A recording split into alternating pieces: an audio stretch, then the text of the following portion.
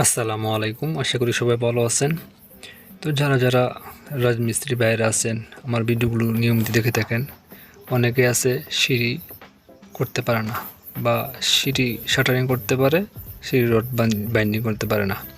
তো rod binding করতে পারে, শাটারিং করতে পারে না, এরকম অনেকে আছেন। তো আমার এই ভিডিওটি সম্পূর্ণ না টেনে দেখেন, আশা করি খুবই উপকৃত হবেন। ভিডিওটি পুরা কাজের ভিডিওই করা হয়েছে। তো ভিডিওটির ডিরেকশন একটু বড় হওয়া বিদায় একটু স্পিড বাড়িয়ে দেওয়া হয়েছে ভিডিওটির, যাতে ভিডিওটির ডিউরেশন একটু কম হয়।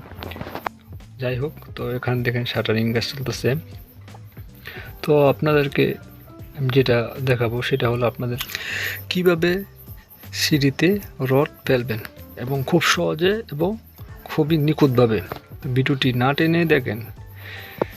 যদি একবার না বুঝেন, আশা করি দুইবার বা তিনবার দেখেন, আশা করি আপনারা খুবই সহজভাবে বুঝে যাবেন। তো এখন দেখেন আমার শাটারিং শেষ। এখন আমি নিচের যে জালি, এই জালির রড ফেলে বিছিয়ে দিচ্ছি, সমান করে দিচ্ছি। তো আপনারা এভাবে করলে আপনাদের কাজটা খুবই সহজ হবে এবং খুব সুন্দর হবে। তো আরেকটা জিনিস দেখেন, এখানে যে বিমটা বাঁধা হয়েছে, চৌকির যে বিমটা সিঁড়ির, ওই বিমটার যে রড গিয়েছে, রডের যে উপরের যে রড, ওইটা কিন্তু বাঁধা হয় নাই। এটা কী কারণে বাঁধা হয় নাই সেটা আমি আপনাদের পরে বলবো। তো এখন দেখেন সেইটা মেপে ক্যারেঙ্গের জায়গা রেখে L4 দাগিয়ে নিচ্ছি, যাতে করে আমার সিঁড়ির যে রডগুলো আছে ওই রডগুলো বাঁধতে সহজ হয় এবং সুন্দর হয়। তো L4 দাগিয়ে দিচ্ছি, এখন রড বাঁধা হইতেছে। তো অনেকে বোঝেন L4 এর মাপ। তো L4 এর যে নিয়মটা হলো যতটুকুই থাকে সিঁড়িটা, স্লোপটা, ওই স্লোপের আপনারা 4টে ভাগ করবেন। তো 4টে ভাগ করার পরে মাঝখানে থাকবে 2 ভাগ, আর যে 2 ভাগ থাকবে একটা নিচে একটা উপরে, মানে 4 ভাগের 2 ভাগ মাঝখানে আর 2 ভাগ 2 পাশে। এটা হলো L4 এর মাপ। আশা করি বুঝতে পেরেছেন। তো এই নিয়মে আপনারা বাঁধলে খুবই সহজভাবে বাঁধতে পারবেন। তো এখন কিন্তু আমার নিচের জালে যেই বাইন্ড বাঁধা হয়ে গেছে। এখন দেখেন আমি ব্যান করে দিচ্ছি রডগুলো, এতে করে আমার কোনো ঝামেলা ছাড়াই রডগুলো ব্যান্ড হয়ে যাচ্ছে। যেহেতু আমার এটা ক্যারেং সিঁড়ি হবে, তো ক্যারেং সিঁড়িতে আমরা এভাবেই কাজ করে থাকি এবং খুব দ্রুত হয় কাজগুলো এভাবে করলে। দেখেন আমার রড কিন্তু ব্যান্ড হয়ে গেছে, দেখেন। তো এখন আমি যেহেতু নিচের স্লোবের রড বাঁধা হয়েছে, তো আমার উপরের রডটাও ছেড়ে দিচ্ছি, এতে করে আমার যে চৌকির যে রডগুলো পড়বে ওই রডগুলো আমি বাঁধতে পারবো একসাথে।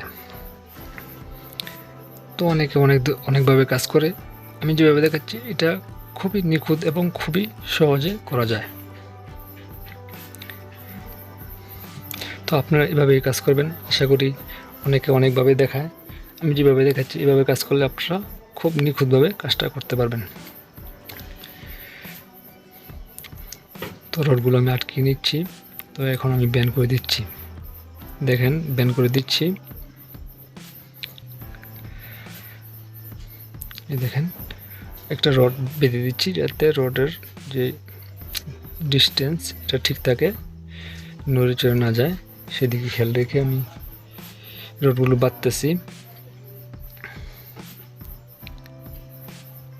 খেয়াল করলে আপনারা বুঝতে পারবেন। তো এখন আমার নিচের জালির রড বাঁধা হয়ে গেছে। তো আমি এখন উপরের জালির রড বাঁধবো। তার আগে আমি কী করবো, যে বিমের যে রডগুলো, উপরের রডগুলো, এটা আমি ঢুকিয়ে বেঁধে দিব। এর ফলে আমার কি হয়েছে, আমার কিন্তু কোনো ঠেলাঠেলি করা লাগে নাই, মানে কোনো ঝামেলা ছাড়াই রডগুলো আমার বিছানো হয়ে গেছে। আমি এখন বেঁধে দিব। তো বেঁধে দেওয়ার পর আমি যে উপরের জালি যে রড, মানে ক্যারেঙের যে রডগুলো আছে, এই রডগুলো আমি ফেলে দিচ্ছি, মেন রডগুলো করার পরে যে উপরের জালির রড, ওই উপরের জালির রডগুলো আমি সোজা করে বিছিয়ে দিচ্ছি। দেখেন খুবই সহজভাবে, খুবই নিখুঁতভাবে কাজটা কিন্তু হয়ে গেছে আমার।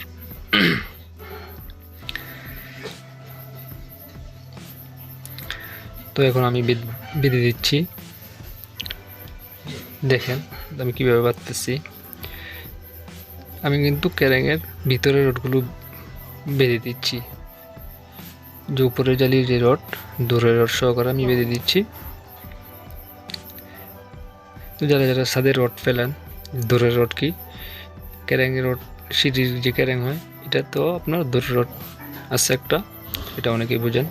তো এখানে দেখেন আমি কিন্তু উপরের যে জালি, এই জালির রডগুলো ব্যান করে দিচ্ছি। এই দেখেন আমার ব্যান করা হয়ে গেছে। সহজ না? খুবই সহজ। যারা যারা না বোঝেন, ভিডিওটা একবার, দুইবার, তিনবার দেখতে পারেন।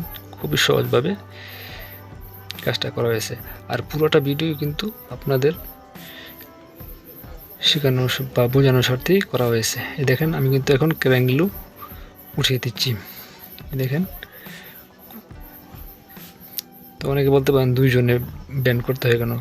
যেহেতু আপনারা জানেন, অবগত আছেন, বর্তমানে রমজান মাস, আমরা সবাই ইনশাআল্লাহ রোজা আছি। আপনাদের দোয়া করবেন আমাদের জন্য। এই দেখেন, যাতে একটু পরিশ্রম কম হয় সেই জন্য আমরা দুইজনেই ব্যান্ড করতেছি, মানে ক্যারেঙের ব্যান্ডগুলো করে দিচ্ছি।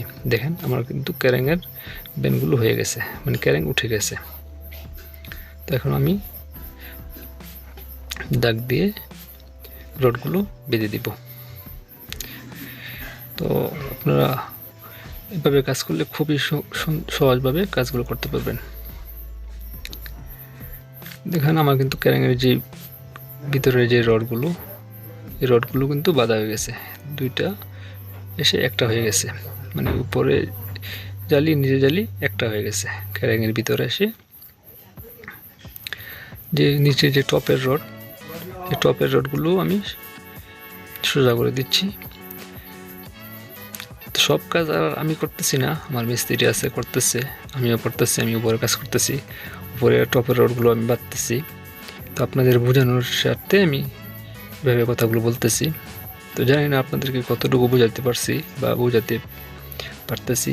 যদি কোনো কিছু বুঝে না থাকেন, অবশ্যই কমেন্ট বক্সে জানাবেন, আমি আপনাদের আরও সুন্দরভাবে বুঝিয়ে দিব ইনশাআল্লাহ।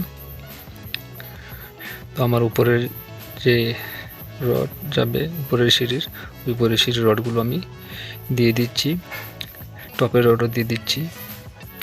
এখন উপরে যে টপের রডগুলো আছে ওইগুলো আমি ব্যান করে দিচ্ছি। দেখেন খুব সুন্দরভাবে ব্যান হয়ে যাচ্ছে।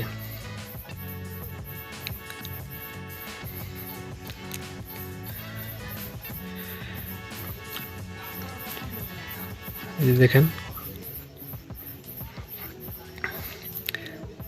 ভিডিওটি সম্পূর্ণ দেখে থাকলে আশা করি আপনারা সিঁড়ি বাঁধতে আর অসুবিধা হওয়ার কথা না। আমার বিশ্বাস, যদি দেখে থাকেন পুরো ভিডিওটা, আমার মনে হয় না আপনাদের আর অসুবিধা হওয়ার কথা। দেখেন আমার কিন্তু সিঁড়ি বাঁধা শেষ। হ্যাঁ, খুবই চমৎকার, খুবই সুন্দর এবং নিখুঁতভাবে কাজটা সম্পূর্ণ হয়েছে। যে দেখেন